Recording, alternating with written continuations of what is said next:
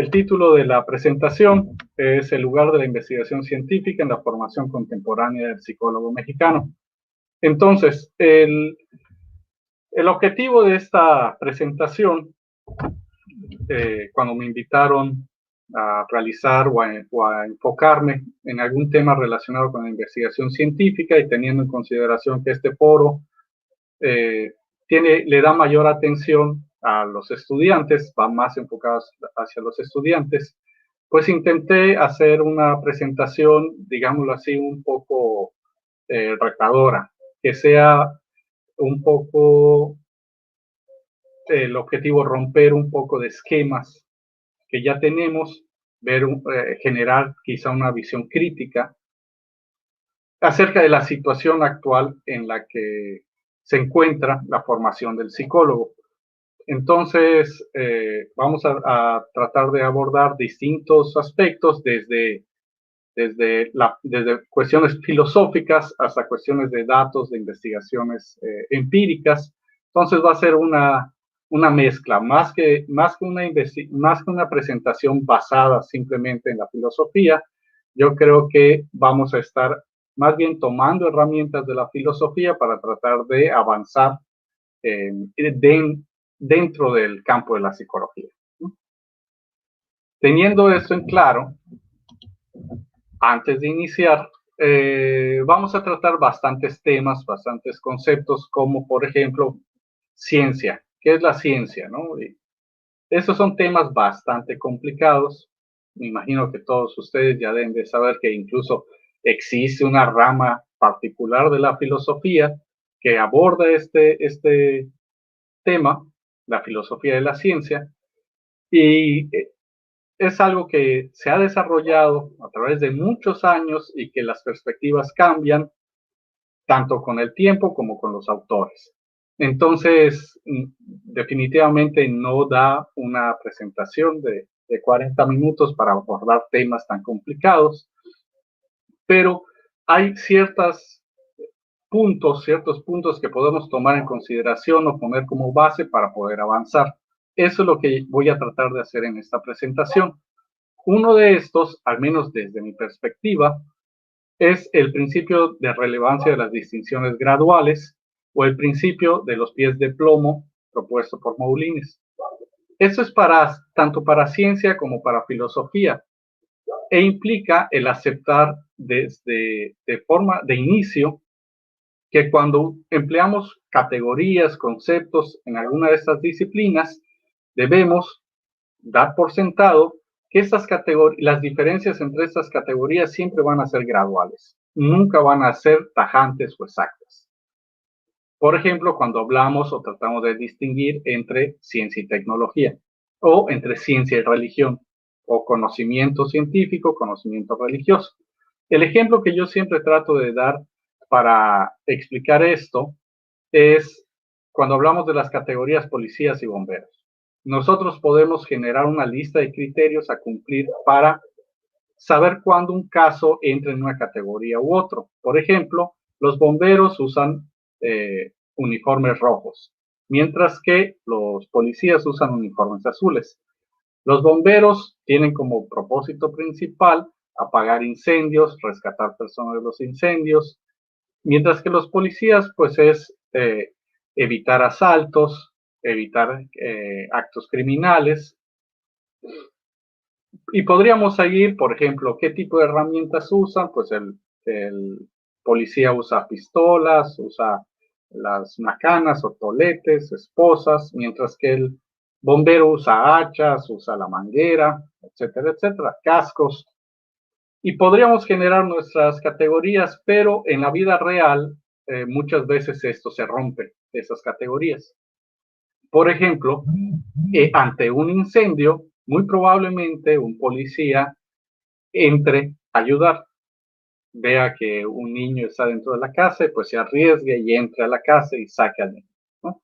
O ante un asalto, probablemente un policía, pues ayude, ¿no? No un policía, un bombero, ¿no? Ayude en algún tipo para rescatar a las personas. Imaginemos un secuestro de un banco, ¿no?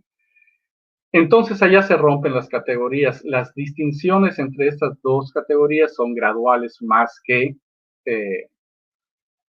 pues exactas o tajantes. Esto nos ayuda mucho cuando hablamos de ciencia, cuando tratamos de distinguir entre ciencia y tecnología, por ejemplo. El ejemplo más claro que podemos ver ahorita, que está bastante de moda, son las vacunas para el COVID. Es una emergencia, necesitamos el apoyo, el trabajo de todos, y no solo tecnólogos van a estar trabajando allá, igual van a estar trabajando científicos, pero bueno, eso es algo que vamos a estar viendo a continuación. Entonces, hay que tomar, al menos desde mi punto de vista, yo bastante práctico, no solo en el sentido de poder avanzar con las ideas, sino también que es tranquilizante el tener este tipo de claridad conceptual como principio, en especial cuando nos enfrentamos a un tema tan diverso, tan, podríamos decirlo así, pues problemático, ¿no? Incluso yo podría asegurar que muchos de ustedes, si han tomado clases relacionadas con filosofía de la ciencia, muy probablemente se hayan enfrentado con la postura de, no, es que ni siquiera tiene sentido que te preguntes qué es la ciencia. No tiene sentido. Tú solo hazlo y ya, ¿no? Está tan problemática la situación, es tan amplio el campo, que incluso hay ese tipo de posturas. Llegar a decir que no tiene sentido. Lo que en filosofía generalmente se ha relacionado con el escepticismo filosófico. Hay que ponerle el apellido porque si no ya se confunde con el hecho de que no podemos conocer. El humano, a final de cuentas, no puede conocer. Yo en este aspecto sí tengo un sesgo bastante particular, una opinión muy personal, y yo no apoyo esas posturas. Yo sí estudié 4 años de licenciatura y ya después otras maestrías y demás. Lo hice porque sé, porque creo que el humano puede conocer. Entonces, a pesar de que nuestras categorías a veces fallen, a veces no sean exactas, o más bien, como ya vimos, no son exactas, el esfuerzo por tratar de generar categorías y conocimiento cada vez más preciso, pues es por lo que estamos aquí, por lo que creemos que podemos conocer, ¿no? Y podría dar muchos ejemplos, pero bueno, son cuestiones de principios. Regresamos a la cuestión de la investigación científica. ¿Cuál es ese? ¿Qué es la ciencia? ¿No? Antes que nada, antes de hablar de investigación incluso. Vamos a ver distintas definiciones. Aquí yo solo presento algunas con la finalidad de que vean las diferencias, qué tan diverso puede ser este ámbito, ¿no? Un autor muy conocido, Bunge, nos dice que la ciencia es conocimiento racional, sistemático, exacto, verificable y falible. Dense cuenta cómo se presentan ciertos criterios a cumplir para saber si se incluye en esa categoría o no. Un poco similar a lo que ya habíamos visto con los policías y los bomberos. Otros autores, vamos a continuar, no voy a poder revisar a detalle todas estas definiciones, no nos daría el tiempo, pero vamos a leerlas al menos superficialmente, ¿no? Búsqueda de regularidades en la naturaleza e identificación de los aspectos dinámicos reproducibles de los fenómenos naturales. Dense cuenta cómo hay conceptos bien importantes aquí, regularidades, reproducibles, fenómenos naturales. Todo esto tiene que ver con ciertos principios filosóficos que aceptamos explícita o implícitamente antes de hacer ciencia. Otra definición de otro autor muy famoso, Kuhn, realizaciones que alguna comunidad científica particular reconoce durante cierto tiempo como fundamento para su práctica posterior, ¿no? Me imagino que ya han escuchado acerca de las revoluciones científicas, las matrices o paradigmas. etcétera, etcétera. Un filósofo muy famoso, Russell, nos dice que la ciencia es conocimiento que busca leyes generales a partir de ciertos hechos particulares. Aquí igual vemos conceptos bien importantes como leyes, hechos,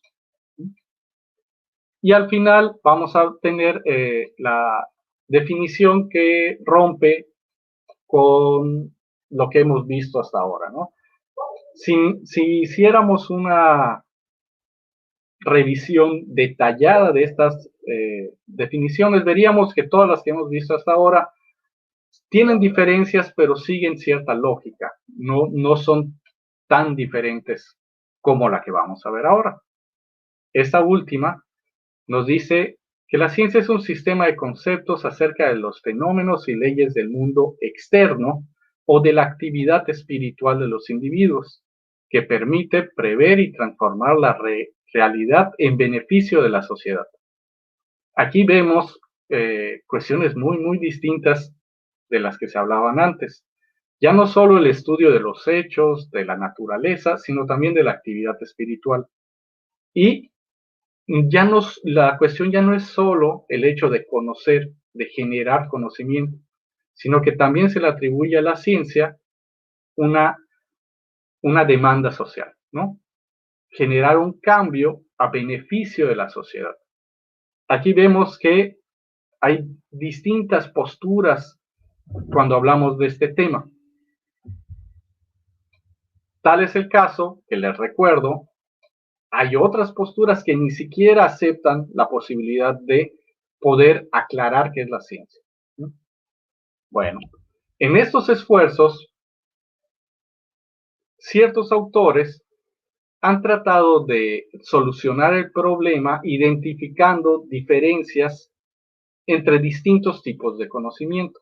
Para empezar, antes de hacer esto, tendríamos que aclarar que esta postura, desde el principio, como les dije antes, siempre hay un fundamento filosófico que se encuentra ya subyacente, aunque no lo reconozcamos.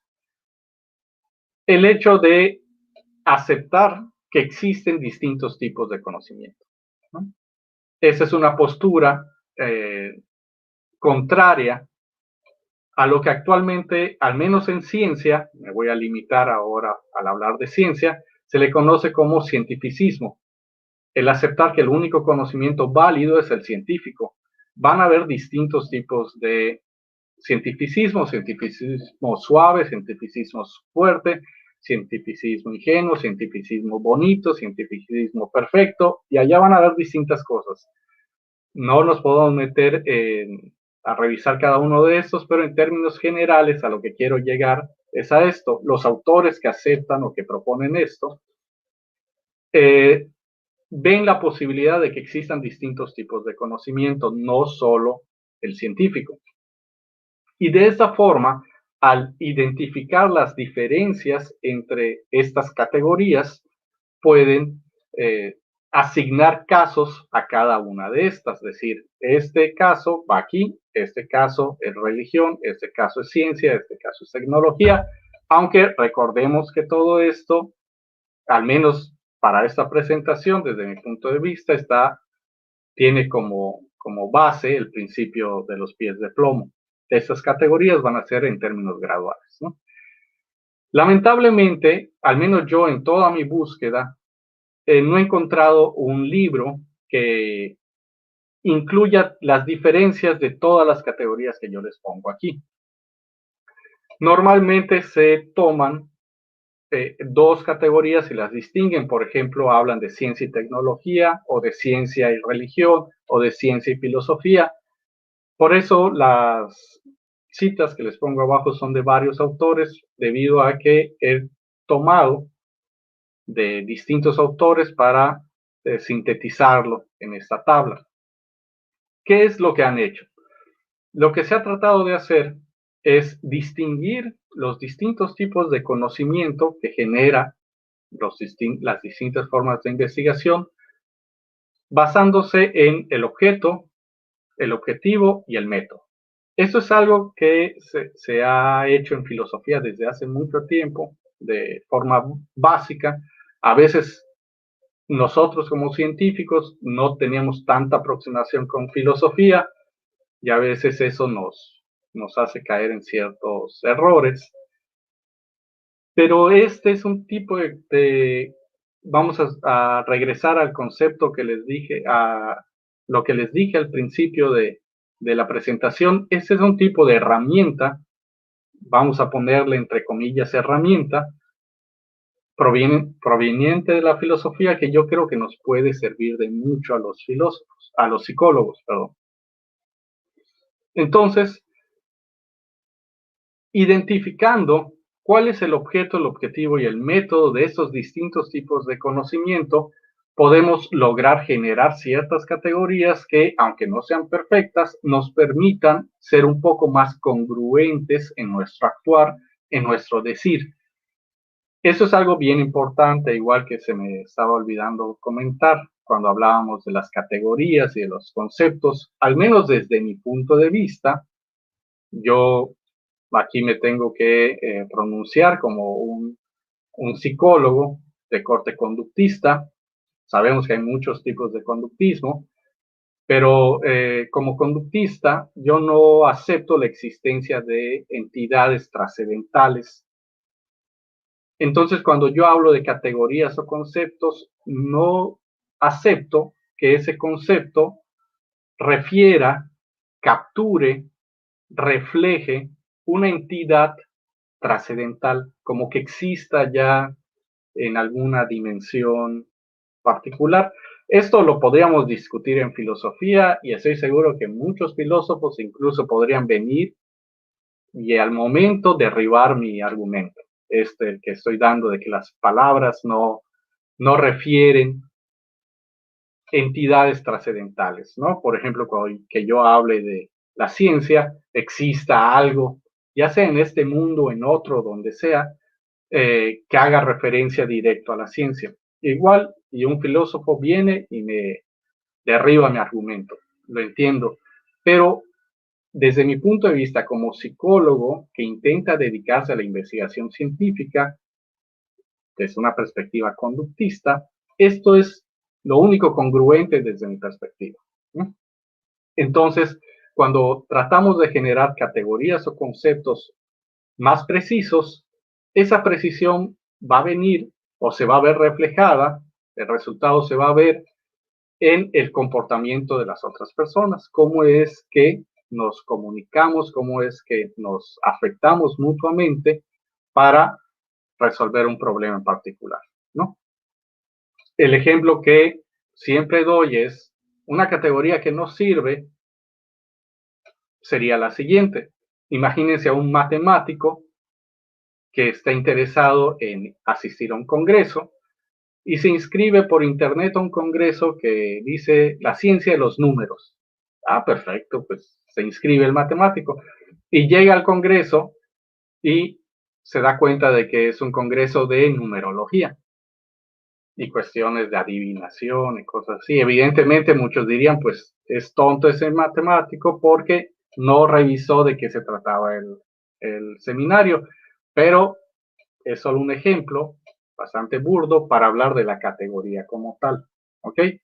Bueno, entonces, dejando claras estas cuestiones, diversos autores han propuesto esas diferencias dependiendo del objeto, del objetivo y del método de los distintos tipos de conocimiento que se generan.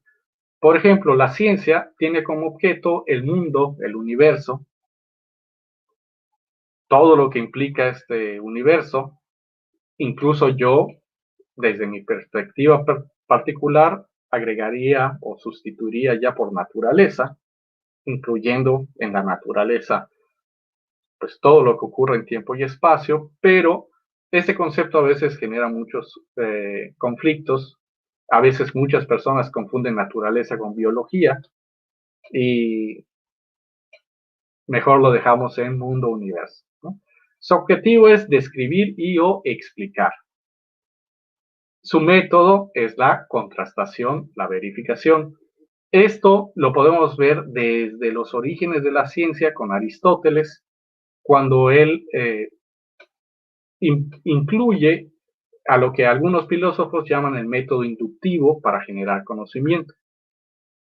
Ahorita que lleguemos a la filosofía, vamos a ver que antes de Aristóteles, más bien el método se relacionaba o se podía enmarcar dentro de la iluminación. El conocimiento se genera a través de la razón de ciertos, el ejemplo, Sócrates, ¿no? Que a través de la mayéutica llegaba a su interior, donde Dios había eh, dejado un poco de conocimiento verdadero, y entonces a través de la mayéutica damos a luz a ese conocimiento, ¿no? Aristóteles viene y dice, no, sí está bien eso, pero también generamos conocimiento a través de la observación de la naturaleza o del sentir la naturaleza. Sería eso un poco más incluyente. Entonces la ciencia lo que hace es genera investigaciones para poner a prueba las propuestas con los hechos, con el mundo, con el universo, para poder explicarlo. A eso es lo que se dedica. Por otra parte, la tecnología tiene como objeto también el mundo, el universo, pero lo que cambia es el objetivo. La tecnología lo que intenta hacer es modificar o controlar. Regresamos al ejemplo del COVID. Actualmente estamos tratando de modificar cierto segmento de este universo, que sería pues ese tipo de contagios, no solo el número de contagios, sino también el número de muertes por el COVID. Estamos tratando de modificar algo. Y allá vemos otra característica de la tecnología, que es que siempre sigue o intenta obtener un fin valorado por un grupo particular de la sociedad. Esto la distingue bastante la ciencia, que se supone amoral o que intenta ser amoral, no es que sea. Es como cuando hablamos de la objetividad en ciencia, distinto a filosofía, pues no es algo que se tenga. Yo no es que sea objetivo, mi conocimiento no es objetivo. Intentamos que sea objetivo. Eh, Intentamos que mis sesgos como investigador no afecten la investigación, pero eso va a ser algo que se busca, no es algo que ya se tiene, que se es o no se es algo que se busca, ¿no? Y sus métodos, pues es también la contrastación, la verificación. Si se dan cuenta, lo único que cambia es el objetivo, por eso muchas veces confundimos ciencia y tecnología. Regresamos al ejemplo de las vacunas del COVID. Nadie se va a inyectar una vacuna que no haya pasado por una investigación bastante grande en la que se contraste su efectividad con muchas personas. Allá ustedes seguro leyeron acerca de las noticias que de la vacuna rusa, que no ha pasado por investigaciones y hasta nos empezó a dar miedo, ¿no? No me la voy a poner. Allá está. Filosofía. Pasamos a filosofía, aquí ya cambia el objeto, ya no solo es el universo, sino que es la existencia en general, todo lo que puede existir. Les doy un ejemplo bien sencillo, las mónadas. En psicología, estoy seguro que como estudiantes ya empezaron a ver ese problema del dualismo, de que muchos nos estamos peleando de que existen dos sustancias, la inmaterial y la material, y otros dicen, no, solo existe una, la material, y otros dicen, no, solo existe una que es la inmaterial. Y allá nos estamos peleando y llegan otros filósofos y nos dicen, pues no, existen tres sustancias. Y las otras de las que ustedes están hablando se basan en la tercera. Y entonces, lo que les interesa es todo lo que puede existir. No solo a nivel de lo que ocurre en tiempo y espacio, sino incluso las hipótesis, figuraciones que podemos hacer como humanos.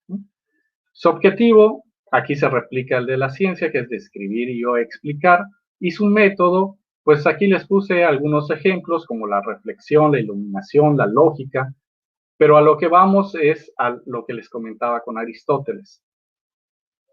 Acuérdense también del principio de pies de plomo. No es que sean categorías tajantes, porque van a haber siempre científicos que usen estos métodos y filósofos que también se influyan de lo generado por la contrastación o la verificación. Son distinciones graduales, pero en términos generales, mayormente, los filósofos siguen ese principio de que la razón es la que nos da el conocimiento verdadero. No tanto así la contrastación con la realidad o con los hechos en particular. Así vemos a filósofos, pues, no sé, haciendo un análisis dialéctico, haciendo un análisis conceptual, más que hacer estudios empíricos, correlacionales, experimentos, como generalmente lo hace el científico o el tecnólogo. Y finalmente, solo como un ejemplo más, la religión, tenemos que el objeto de estudio también es la existencia, le interesa todo, incluso entes divinos, espirituales.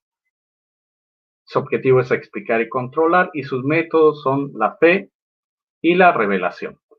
La fe, como ustedes han de saber, es creer sin pruebas. Yo sé que esto es así porque así es.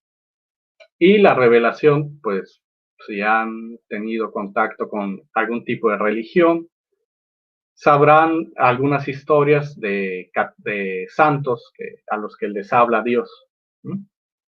Se puso Dios en contacto directo con ellos, les dio cierto conocimiento y ese conocimiento es verdadero. ¿Por qué? Porque Dios lo dijo. Entonces, aquí vemos ya las diferencias y empezamos a generar una forma para poder distinguir casos, si no de forma exacta o tajante, como ya lo hemos visto, tal vez de forma un poco más precisa para poder, digámoslo así, caminar de forma un poco más ordenada en nuestra vida como psicólogos. Ahora, ¿qué es lo que pasa en psicología? Se respeta esto, y no digo que se respete esta propuesta que les traigo aquí, que como ya les comenté, tuve que hacer una síntesis de distintos autores que aceptan esto. No es tanto que acepten esta propuesta, más bien, más sencillo es, hay una propuesta. ¿Qué es lo que dice, por ejemplo, la psicología cuando tratamos una investigación científica,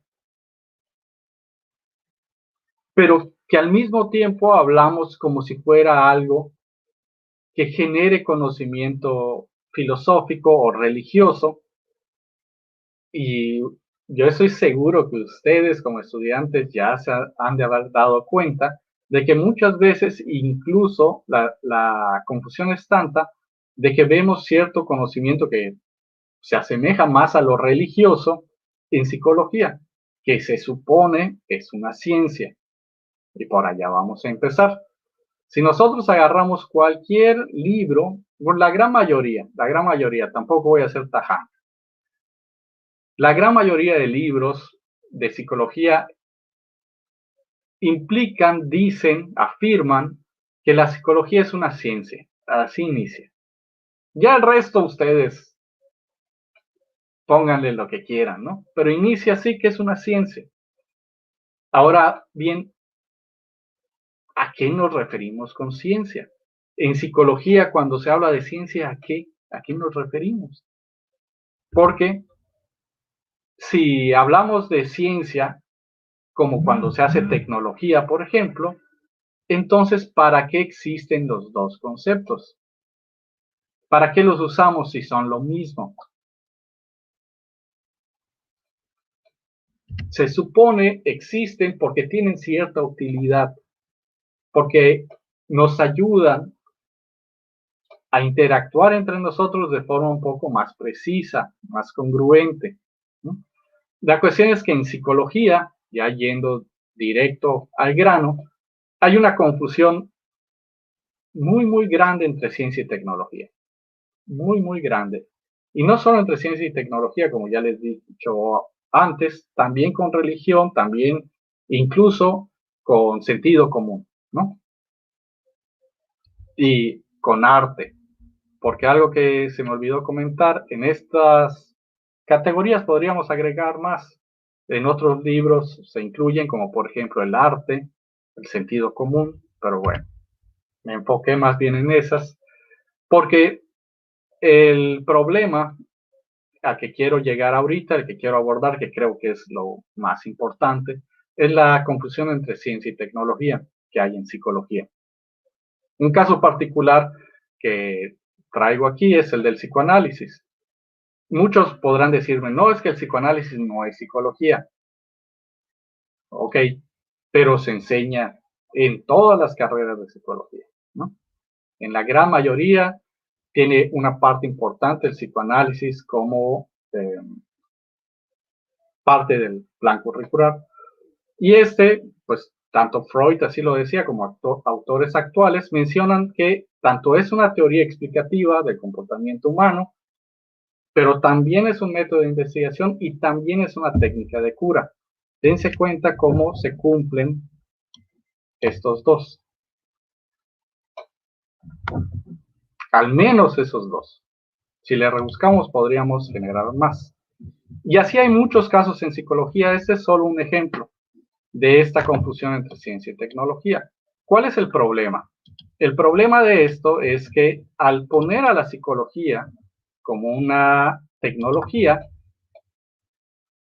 muchas veces se trata de definir la disciplina a partir de los problemas que resuelve, de los problemas de las demandas sociales, de eso que se pretende modificar, ¿no?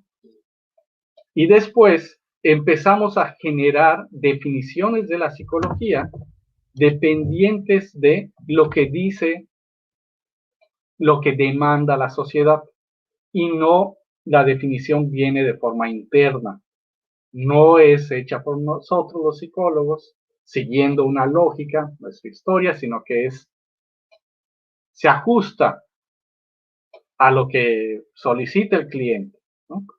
Algunos profesores, investigadores llaman un poco de forma despectiva a esto, hacer una carrera comodín, ¿no? ¿Cuál es el problema de esto? Algunos dirán, no, pues está muy bien, va con las leyes del mercado, la demanda, y perfecto, así tienen trabajo todos los psicólogos. Bueno, podríamos irnos por allá también, pero lo que sí no hay duda es que hacer esto fomenta la fragmentación de la psicología, que es un problema que muchos autores, aquí cito algunos, pero muchos historiadores han puesto sobre la mesa, han dicho que esto puede llevar a que la psicología en pocos años desaparezca como disciplina. Esto lo vemos cuando tenemos al psicólogo clínico, al psicólogo educativo, por una parte, al confundir ciencia y tecnología. Este no es el único problema que afecta a la fragmentación de la psicología, hay varios otros, pero de que abona, abona. Tal es el caso que diversos autores muy reconocidos e incluso organizaciones, teniendo eso en consideración, han tratado de tomar medidas para reducir la posibilidad de que se siga por este camino. Y lo que han hecho es justamente tratar de eliminar las áreas de terminación profesional de la psicología y han abogado porque la licenciatura termine como algo general. Soy psicólogo general, no psicólogo clínico y así. Eso no solo es en México, con organizaciones tan importantes como el CNI, con autores tan reconocidos como Rives, Piña, también pues Acuña, sino que también en otros países, por ejemplo España y también Colombia, si no me equivoco. Bueno, Colombia aquí. Entonces es algo que muchos autores están preocupados por eso y han tratado de eh, tomar ciertas medidas para evitar esta fragmentación, ¿no? Ahora bien, ¿qué resultados ha tenido eso? Y lo pongo entre signos de interrogación porque igual, pues no sé, si son resultados de estas medidas, si no lo son, no sé. Pero ¿qué es lo que tenemos en cuestiones de datos concretos? En el 2002, las áreas de concentración para terminar la licenciatura a nivel de República Mexicana, es decir, cuántos salen con el título de psicólogo general o psicólogo clínico, psicólogo social, no tanto ellos cómo se denominen, sino cómo viene el título. Vamos a ver que el 75% es de psicología general, que podríamos decir se enfoca a hacer ciencia, ¿no? Como lo dice todos los libros, es una ciencia que toma como método la contrastación para explicar, describir. Ya después, las demás áreas, hay unas que igual no tendríamos que discutir mucho, como la social, pero por ejemplo, la clínica, la organizacional, la educativa, demuestran una visión clara tecnológica, que su objetivo no es explicar y describir, sino que es controlar, modificar, siguiendo un valor de cierto grupo en particular, el educativo, la directora, siguiendo a la mamá, siguiendo a la profesora, te dice, ese niño no es bueno en inglés, necesitamos un programa de intensivo para que pueda aprender inglés. O evalúalo para ver cuál es el problema, porque queremos modificar ese comportamiento, ¿no? El anterior fue del 2002, aquí un poco más actual, del 2018. Vamos a ver que ese 75% reduce a 70.58%. Y otro dato particular es que no solo reduce la terminación general de la licenciatura, sino que también se agregan otras terminaciones aquí en otros, en esa sección negra. Vamos a ver, por ejemplo, casos de psicología criminológica, por ejemplo, entre otros, ¿no? Dense cuenta, aquí voy a hacer un señalamiento por el dato que viene a continuación, que es el de psicología organizacional. Vean cómo crece al 10.56%, ¿no? Aumentó esa demanda de los estudiantes por ser psicólogo organizacional, no laboral. Otros datos de 1999 nos describen los porcentajes en los que los psicólogos mexicanos se desempeñan en el ámbito profesional. Vamos a ver los distintos, los que me imagino ya conocen: docencia, prevención, evaluación, orientación, entre otros, ¿no? A lo que yo me voy a enfocar es a la investigación. Dense cuenta como en 1999, el 16%, cerca del 16% nada más se dedicaba a la investigación, cuando supuestamente, si regresamos a las diapositivas que vimos, tanto la ciencia como la tecnología supuestamente se dedican a la investigación. Supuestamente, ¿no? Y allá nos preguntamos, bueno, ¿y entonces qué es lo que estamos haciendo? En un estudio un poco más reciente del 2010, Cabrera y colaboradores tomaron muestras de distintos sitios de internet que ofertaban trabajos, como por ejemplo el CompuTrabajo de este tipo, en distintos estados, en 6 estados distintos: Guadalajara, Nuevo León, Guanajuato, Puebla, Guerrero y Nayarit. En términos así muy generales, no me voy a detener, ya se me está yendo el tiempo, encontraron que independientemente del nivel socioeconómico que pueda tener el estado, los dividieron por niveles socioeconómicos. En lo que respecta a ofertas de empleo para psicólogos, más del 80% fue para el ámbito laboral o organizacional. Es decir, lo que la sociedad está exigiéndole al psicólogo no es que sea científico. Vemos aquí una disputa, ¿no? Resultados un poco más recientes, les traigo un estudio que se desarrolló aquí en Baja California, en la UABC. Es un proyecto que se está realizando para cambiar el plan de estudios de nuestra facultad. Y se enviaron encuestas electrónicas, cuestionarios electrónicos, perdón, en distintos años a empleadores. Aquí en el 2013, 2015, 2017, se les hicieron distintas preguntas, pero lo que se relaciona más con mi exposición, lo vemos aquí. Primero, al menos en Baja California, vean cómo el trabajo del psicólogo mayormente es eventual. Y lo más importante viene aquí, en la parte inferior. ¿En qué es lo que más trabajan los psicólogos aquí en Baja California? Pues como profesor. Aquí, como ejercicio profesional, hace referencia a esas personas, a esos psicólogos, que ponen su consultorio, su despacho, como quieran llamarlo, y trabajan de forma independiente. Pero quizá el dato más relevante sea este del subempleado, que hace referencia a cuando la persona tiene el título, pero trabaja, por ejemplo, de taxista, de plomero, de cosas que no tienen mucho que ver con la psicología, ¿no? Entonces, la pregunta aquí es de nuevo, ¿y dónde está la ciencia? Aquí. Sin embargo, esto lo voy a pasar rápido, ya se me está acabando el tiempo. Sin embargo, a pesar de estas incongruencias en lo que respecta al número de escuelas que ofertan la carrera de psicología, pues los números incrementan de forma, pues, curiosa, vamos a ponerlo así. Estos son datos de Anuyes.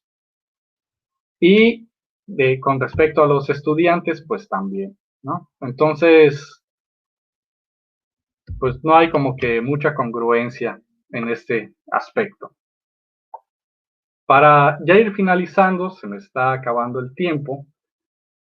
Entonces, ¿cuál es el lugar de la ciencia en psicología? ¿O cuál debería de ser? Si nosotros revisamos nuestra historia, la disciplina inicia como una ciencia, tal cual, no como tecnología.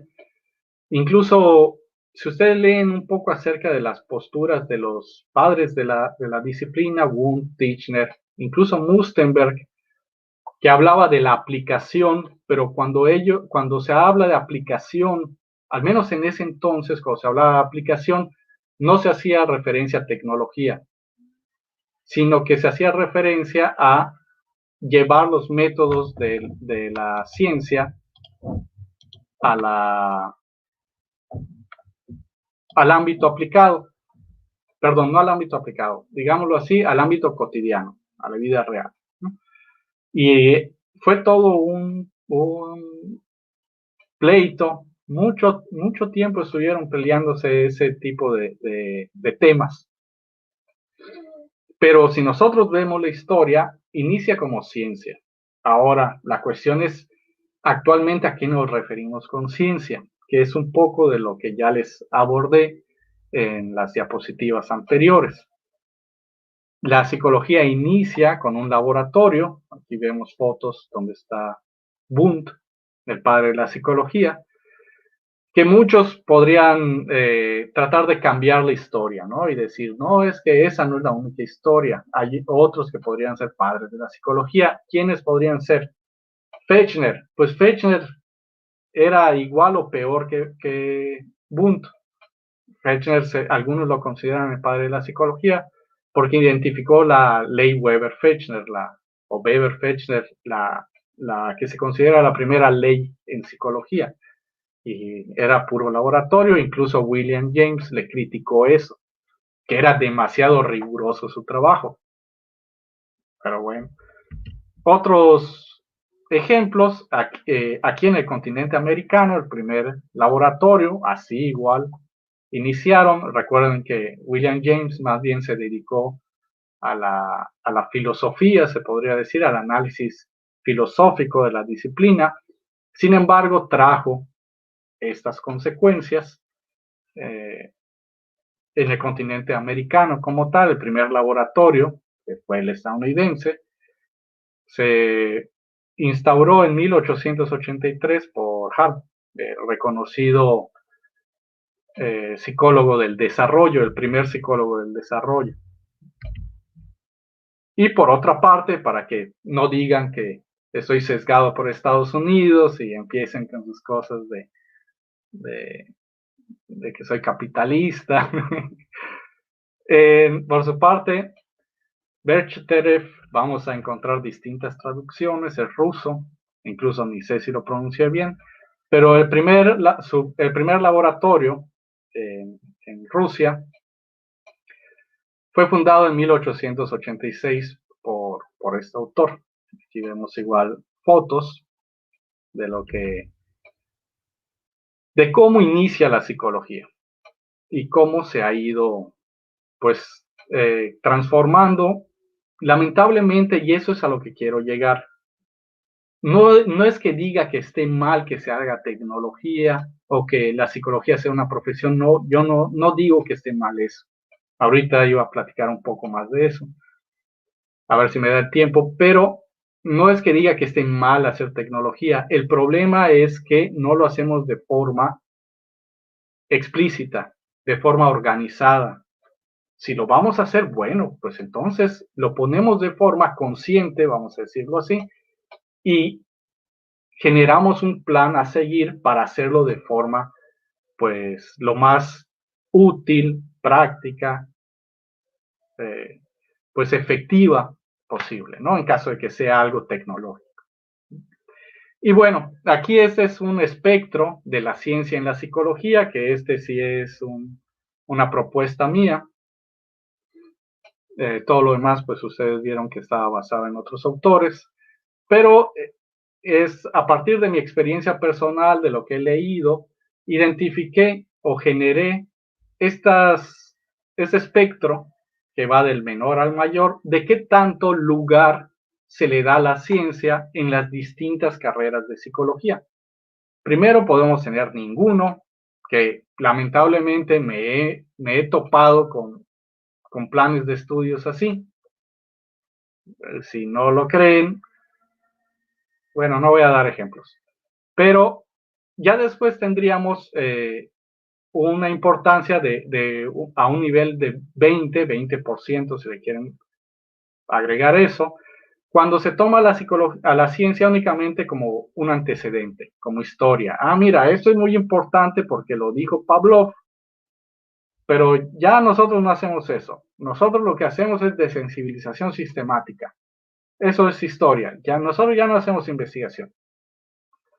Otra es como fundamentos teóricos, que ya sería el 40%, cuando hay una carga de revisión de lectura científica. Por ejemplo, actualmente vamos a enmarcar nuestro trabajo en este modelo teórico, ¿no? Muy particular, pero lo vamos a usar para fines tecnológicos, ¿no? Entonces la ciencia únicamente figura como un fundamento, ¿no?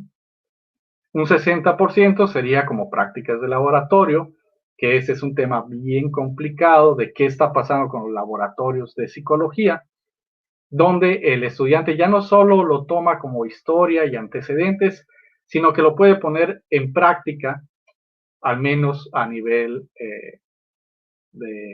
dentro de la escuela.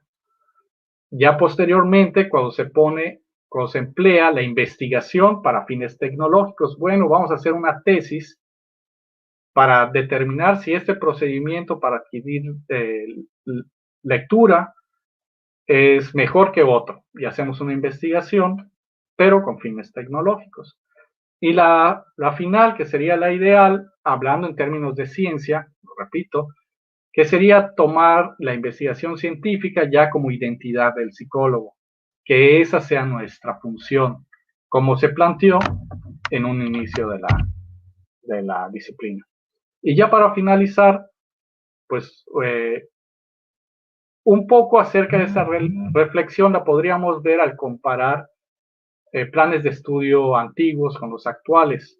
Yo creo que es algo que muchos no lo pondrían en duda, profesores, de que cada vez hay menos materias relacionadas con investigación científica en los planes de estudio. Me he topado con planes en los que, por ejemplo, no se ve ni siquiera una materia de estadística, ni siquiera estadística descriptiva. Que muchos dirán, es que la ciencia no solo es estadística, sí, definitivamente estoy de acuerdo, pero ¿cómo se puede explicar que hace algunos años los planes de estudios tenían 3 materias obligatorias de estadística y ahora ni una?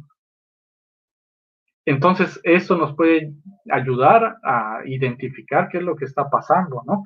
También indagar en la proporción de cuántas instituciones que ofertan la carrera de psicología tienen laboratorio. Y no solo que tengan laboratorios, sino que se usen como laboratorios, porque muchas veces nos hablan de, sí, el laboratorio de tal cosa, pero entra así, de laboratorio no tiene nada, como cuando hablan de laboratorio de cómputo, por ejemplo. ¿Y qué se hace allá que lo haga ser un laboratorio? ¿Qué variables se controlan? ¿Qué fenómenos se reproducen de forma controlada? Ninguno. También clarificar los propósitos de las licenciaturas, y esto es una propuesta que yo tengo desde hace algunos años, que sería, bueno, lo que les mencioné antes, si la licenciatura va a tomar fines tecnológicos, pues que se haga de forma explícita. ¿Para qué? Para generar tecnólogos bien formados, que ofrezcan servicios de calidad a la sociedad. Sin embargo, eso implicaría varias cuestiones, ¿no? En especial, muchos desacuerdos con algunos investigadores y psicólogos que ya son de renombre. Lo que yo he dicho antes, que algunos me podrían tachar de loco y de que es una utopía, pero bueno, así se inician los proyectos, ¿no? Que sería quizá lograr que cuando se oferte la carrera de psicología, obligar a las instituciones a que a la par se oferte otra carrera, como por ejemplo en terapia psicológica o en psicoterapia. Allá igual nos podríamos meter en pleito con los nombres, pero la cuestión es esta. ¿Qué pasaría si está la carrera de psicología y a la par otra carrera de terapia psicológica, vamos a llamarla así? ¿Qué pasaría con los números? Que ahora les presenté unos datos de forma muy rápida, pero ¿qué pasaría? Y la otra, pues orientación vocacional. Eso es algo que igual creo es importante y que el país no invierte lo suficiente en esto. Y lo chistoso es de que ese es un trabajo que nosotros los psicólogos podríamos hacer bastante bien, pero que tampoco se ve mucho en psicología. Y bueno, entonces, ya para terminar, ya me pasé del tiempo. Les repito, esta fue una exposición crítica tratando de generar dudas, de generar que se les mueva un poco la base para que se generen preguntas, para que se acerquen a textos, para que ustedes igual comiencen a tratar de aclararse esas cosas a ustedes mismos, ¿no? Entonces, pues así yo termino. Agradezco mucho su tiempo. Algunas referencias, aquí está mi contacto por algún tipo de duda que haya quedado, que quieran contactarse conmigo. Intento responder todos los correos. Y sería todo de mi parte. Muchas gracias por su atención.